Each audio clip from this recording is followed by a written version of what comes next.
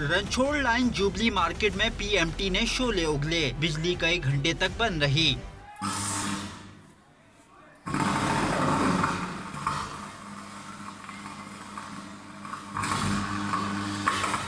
कहीं पीएमटी उड़ गई तो केबल फॉल्ट और कहीं गैर एलानिया लोड शेडिंग। कराची में स्मार्ट लॉकडाउन का शिकार इलाके दोहरी मुसीबत में घिर गए। Landhi, Malir, Shah Faisal colony, PIB, Liaquatabad, north Karachi, Mahmoodabad, Gulshan Iqbal society, Tariq road और किमाड़ी सबसे ज्यादा मुतासिर हुए। लॉकडाउन में घिरे शहरी के इलेक्ट्रिक को कोसते नजर आए। कोरोना वायरस की वजह से हमारा स्कूल भी बंद है और घर में हम पढ़ नहीं सकते, सारा दिन लाइट ही नहीं होती। हम लॉकडाउन पे अमल तो कर रहे हैं, लेकिन हमारे बच्चे रोते हैं, चीखते हैं, इस गर्मी में हमें बाहर निकालो।